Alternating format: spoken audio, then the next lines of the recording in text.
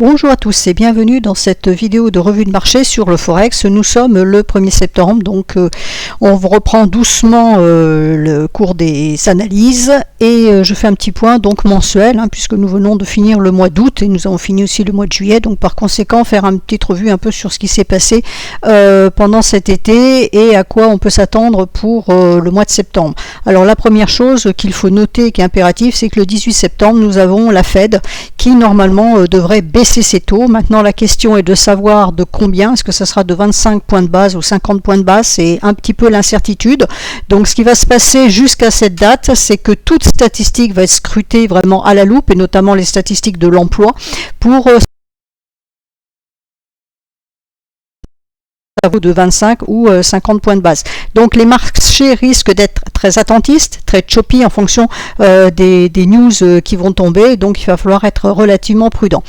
Donc si on prend le dollar index, voilà la situation. Donc d'un point de vue Ishimoku, bon c'est clair, il n'y a pas à tortiller. Maintenant ce qui va se passer, effectivement c'est un petit peu moins clair parce que la question qu'on peut se poser, c'est est-ce que la baisse qui a eu lieu là donc au mois d'août, qui prend en compte justement son discours de Jackson Hole qui a eu lieu le 20 et quelques, 23-24 août, fin août, qui laissait justement entendre qu'il allait baisser ses taux. Est-ce que cette nouvelle est déjà incluse dans le prix et auquel cas le fait qu'il baisse son taux effectivement au 18 septembre, ça sera un non-event, voilà, et ça peut faire remonter le dollar justement par contre-coup puisqu'on a déjà vendu la nouvelle, donc on pourrait racheter en fait quand ça va vraiment se produire.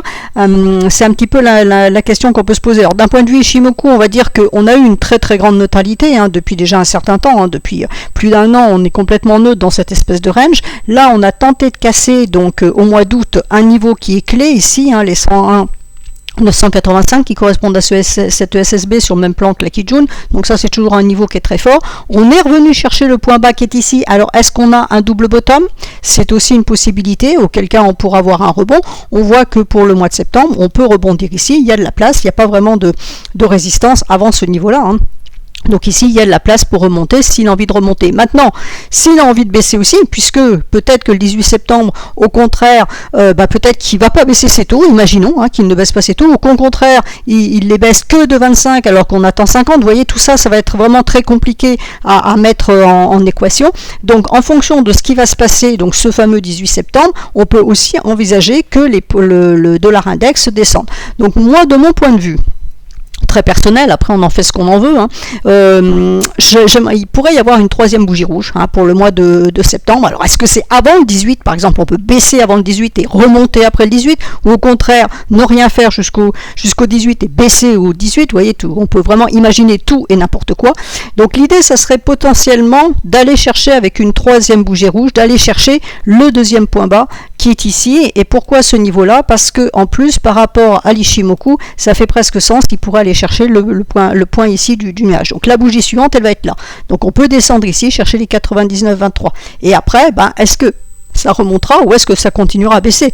Dans l'hypothèse où le dollar devient vraiment baissier parce que Powell se lance vraiment dans une baisse de taux, la hausse c'est terminé, la stagnation c'est terminé, maintenant on passe à la baisse, on revient sur un marché normal, sur des taux normaux, on va dire, si tant est qu'on sache ce que c'est que des taux normaux, et à ce moment-là, on pourrait très bien envisager de descendre jusqu'à ce niveau. C'est vraiment, d'un point de vue Ishimoku, le niveau de support suivant, le plus important à noter.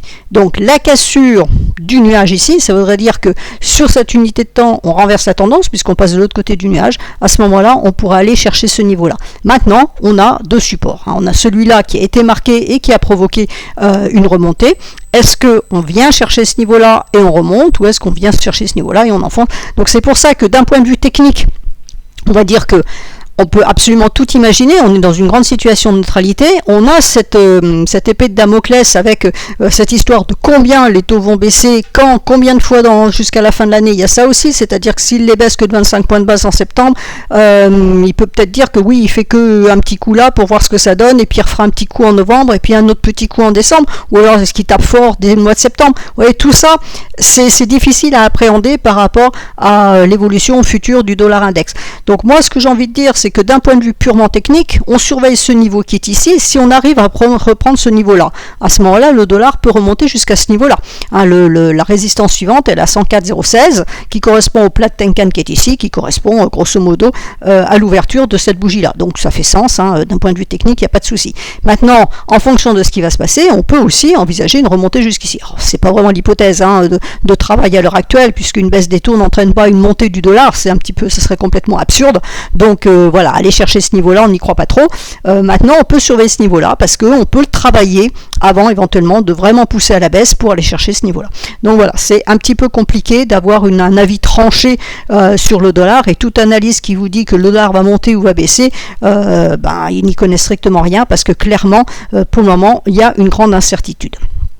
Alors ensuite, donc, qu'est-ce que ça nous donne sur l'euro-dollar? L'euro-dollar, évidemment, étant un miroir, n'est-ce pas, lui, c'est la même situation. Donc son niveau d'importance ici, c'est 1,09 Tant qu'il reste au-dessus, il est en probabilité haussier, d'accord, mais il faut qu'il traverse le nuage, il faut qu'il passe de l'autre côté pour donner l'impulsion. S'il arrive à nous casser ce nuage, donc ce mois-ci, puisqu'on va passer là au 2 septembre, on va passer ici, donc ouverture, si ça ouvre, ouverture sur clôture, on ouvre ici, on peut monter, on peut aller chercher le dernier point haut ici qui est 1,1278, et si on arrive à casser ces 1,1278, à ce moment-là, on pourrait avoir en ligne de mire le niveau ici à 1,1450. Donc là, ça voudrait dire effectivement dollar très baissier. Donc je reviens sur, ça c'était juste pour la présentation mensuelle, donc je reviens sur l'hebdomadaire au niveau du dollar. Donc on voit la mèche qui était ici, cette remontée ici, correspond donc en hebdomadaire à la semaine qui vient de se passer, la dernière semaine du mois d'août. Donc vous voyez que cette dernière semaine du mois d'août, il y a eu donc Jackson Hole dedans, et malgré tout le dollar est remonté. Donc là c'était l'annonce, on va baisser les taux, et puis là on se reprend. Alors est-ce que ce ne sont que des prises de bénéfices, ou est-ce que c'est un peu plus? On va le voir. Donc là, à la hausse, on va dire qu'il n'y a pas, du côté de la lagging span, il y a tout de suite le nuage, donc ça va être très vite coincé. Par contre, on voit bien que les prix peuvent remonter un peu plus haut. Et puis évidemment, on peut baisser aussi dans l'autre sens. Donc même chose sur notre euro-dollar.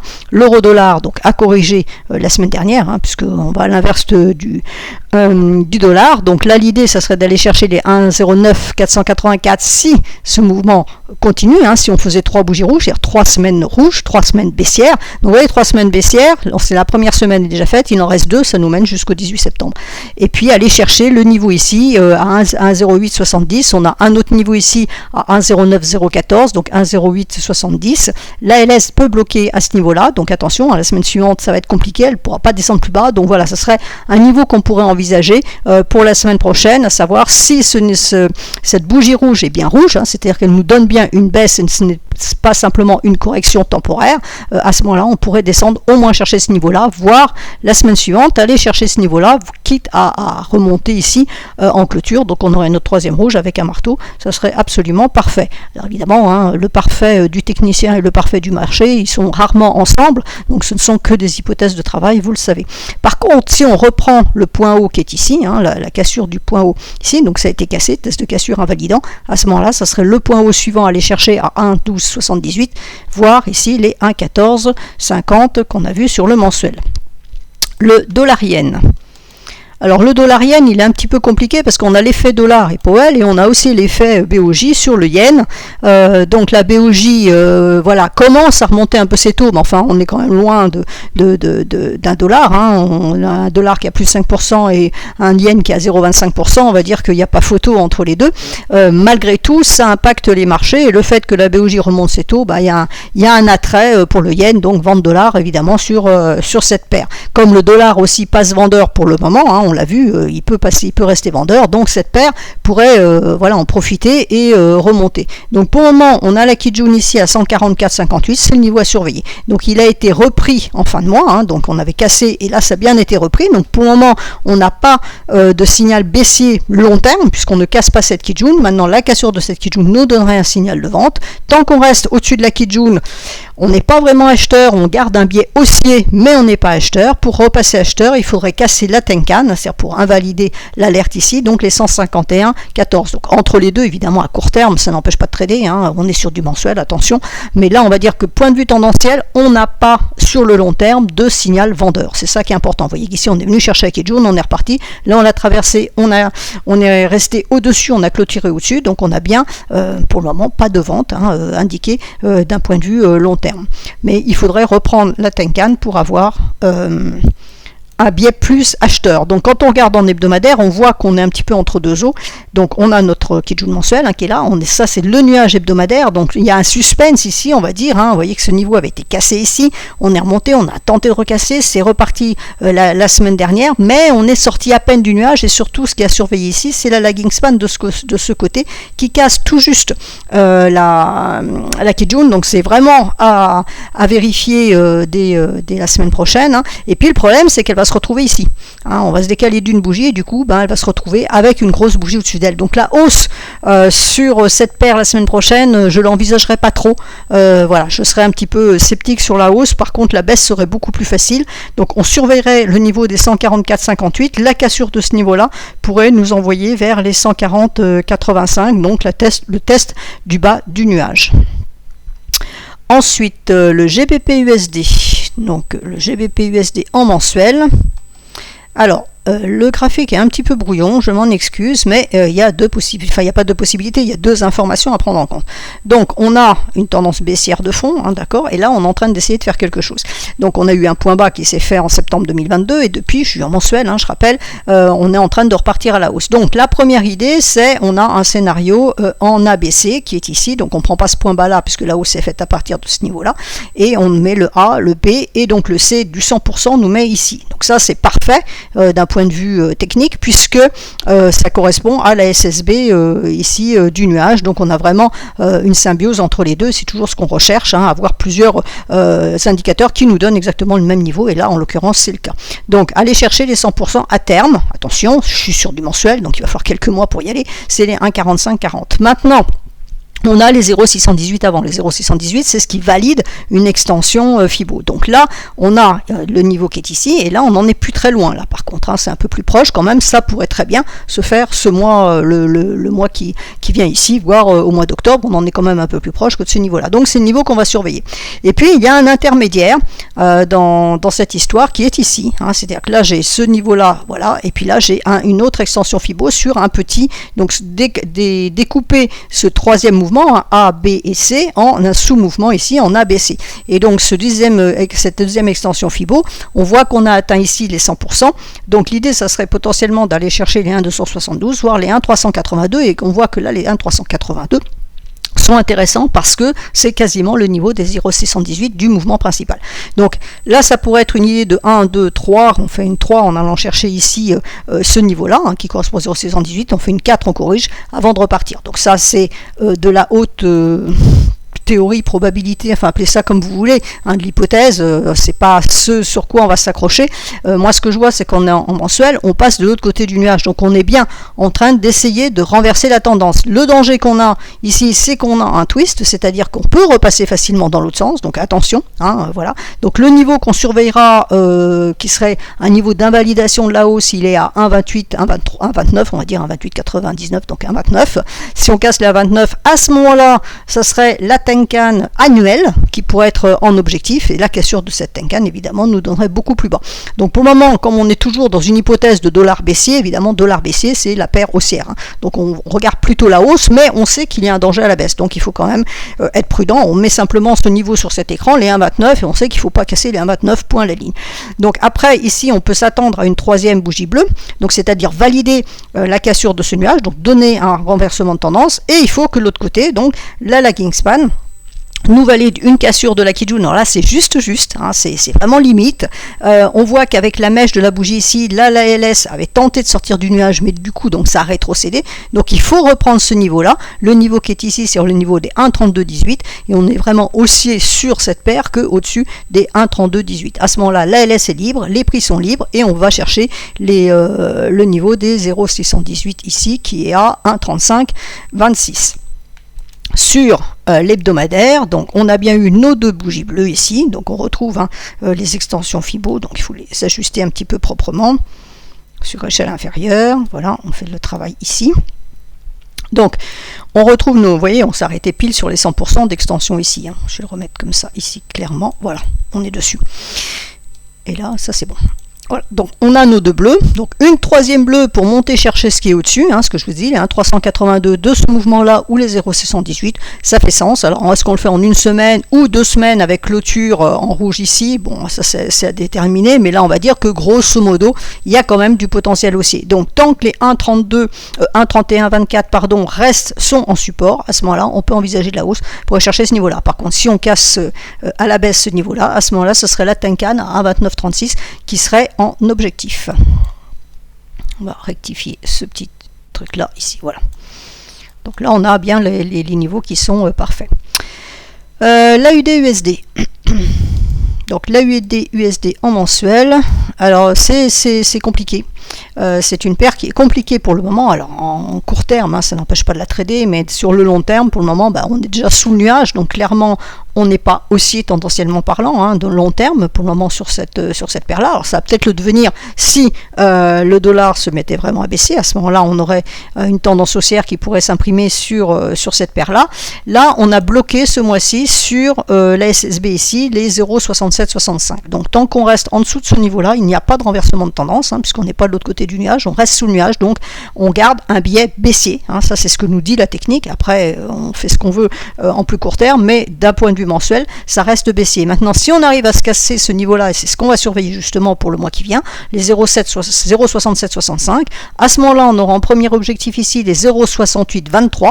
C'est le premier objectif parce que ça correspond aussi, vous voyez, cette longue SSB correspond à la SSB qui est au-dessus de la lagging span. Donc il faut que la lagging span sorte de son nuage. Donc elle va se retrouver ici hein, dès demain. Donc il faut qu'elle passe ici. Ici, l'avantage, c'est qu'on a une petite bougie. Donc si vraiment il y a du potentiel haussier, ça peut passer. Donc on peut aller chercher le niveau qui est ici, qui a été testé ce mois-ci. Vous voyez que la mèche est dessus, les 0,68, donc 23. Si on casse ce niveau-là, c'est les 0,6920 qui sont en objectif, qui correspondent à cette Kijun. Et puis après, on va chercher le haut du nuage. Donc on aura différents petits niveaux. On en aura un autre ici important à 0,7092. Et après, on sera plus libre. Donc il faut que la LS, elle passe tout ça. Donc là, ce mois-ci, elle peut passer. Elle peut potentiellement, imaginons qu'il y ait une forte baisse du dollar, hein, par exemple à partir du 18 septembre, cette paire-là pourrait monter fortement et aller chercher les 0,7171. On a cherché ce niveau-là. Donc ça, c'est la grosse hypothèse. Hein. Après, ça sera affiné en fonction justement de ce qui va se passer déjà côté dollar. Et attention, côté AUD aussi, c'est quand même une devise qui est assez importante. Elle fait partie des majeures et elle impacte aussi, évidemment, le cours de cette paire, tout en sachant que c'est quand même le dollar qui est leader. Donc en hebdomadaire, et ben voilà la situation. Donc là, on avait le point haut ici, vous l'avez vu sur le graphique mensuel, il est noté là, hein, c'était le dernier point haut. Donc on a le niveau, je vais le noter, on a le niveau ici à casser, voilà. Donc sur l'hebdomadaire, voilà, on retrouve notre niveau. Vous voyez que c'est le niveau qu'on est allé chercher exactement la semaine dernière. Donc on a une aux 3 bleus, on a la rouge. Donc est-ce que on part pour de la correction, revenir chercher les 0,6665 ou moins fortement les 0,6714, ou au contraire, cette bougie-là, c'est de la correction. On a pris les profits par rapport à cette forte hausse hein, qui a eu lieu les 3 semaines précédentes et on repart à la hausse. Donc la cassure du dernier point haut ici, hein, donc ça maintenant c'est caduc, on va mettre le point haut ici, qui correspond, on l'a vu au niveau de SSB, à 0,6820. Donc on casse les 0,6820. Le potentiel, il est ici, d'aller chercher la Kijun mensuelle sur le même plan que la SSB hebdomadaire ici, à 0,6920. Et après, on pourra dégager plus de hausse. Le dollar CAD en mensuel. Donc en mensuel, voilà, le dollar faisant la chanson, évidemment, c'est baissier. Donc la probabilité d'aller chercher ce niveau-là à 1,3341, elle est quand même assez forte.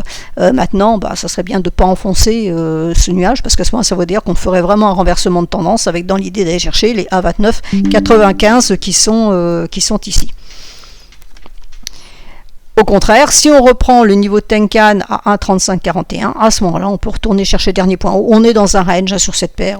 C'est pas une paire que j'affectionne particulièrement. Elle est un petit peu compliquée. En hebdomadaire, voilà, hein, on joue sur le twist. Voilà, donc on l'a passé, on a clôturé légèrement en dessous. On voit qu'il y a toujours du passage possible ici jusqu'au 23 septembre, hein, donc post-Fed. Ça peut repasser dans l'autre sens. Il faut que la LS, elle aussi, elle repasse. Alors là, le problème, c'est que la semaine suivante, elle se retrouve de facto de ce côté-là. La résistance résistance, elle est la première résistance, on va dire, elle est ici, hein, à 1,3540. Donc les 1,3540 peuvent bloquer à la hausse, mais on peut travailler sur ce twist en attendant la Fed notamment. Ensuite, que n'ai-je pas fait? Le dollar CHF, donc la paire risk-on, risk-off. On peut aller chercher potentiellement le point bas qui est ici. Hein, on en a un autre qui est un peu juste avant. Mais enfin, je pense que si on va chercher celui-là, il y a de fortes chances qu'on aille taper celui-là à 0,83. Donc pour moi, c'est l'objectif à la baisse. Et puis là, ça serait double bottom potentiel, hein, avec rebond. Si rebond, il doit y avoir. Donc toujours même discours, hein, en fonction de ce que va faire la Fed ce mois-ci. Donc pour le moment, c'est baissier, c'est logique. On est revenu chercher là. Point de vue technique, c'est propre. Hein, on a fait un point bas ici quasiment sur le même niveau que celui-là. On est revenu chercher la Kijun. Ça ne passe pas. On repart à la baisse, donc on revient tester les points bas, donc on a celui-là et l'autre, et c'est là où ça va être intéressant. Est-ce que ça tient ou est-ce que ça tient pas? Si ça tient, à ce moment-là, rebond, il y a avec une forte probabilité, hein, potentiellement pour revenir chercher le niveau des 0,9014, ou alors on enfonce, et dans ce cas-là, on ira beaucoup plus bas. Alors le beaucoup plus bas, voilà, ça pourrait aller jusqu'ici. Hein. Donc il y a du potentiel là-dessus. Et en hebdomadaire, donc l'hebdomadaire pour le moment est plutôt, on garde plutôt un biais haussier, en sens où on a un marteau.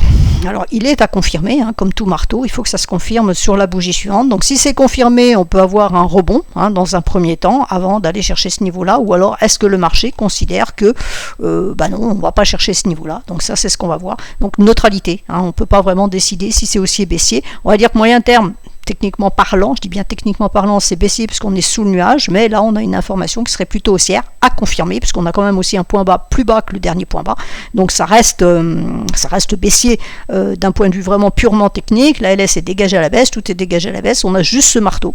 Alors ce marteau, vendredi, la clôture de vendredi était importante puisque c'était d'abord la fin du mois, et en plus on a le marché américain qui est férié demain, donc ça impacte effectivement l'USD. Donc quelquefois on peut avoir des marteaux qui apparaissent aussi parce que ça correspond à une clôture particulière sur un jour particulier, dans un timing on va dire particulier. Donc à voir, justement, il faut impérativement le confirmer. S'il n'est pas confirmé, s'il n'est pas validé, à ce moment-là on va chercher ce niveau-là et puis après on avise.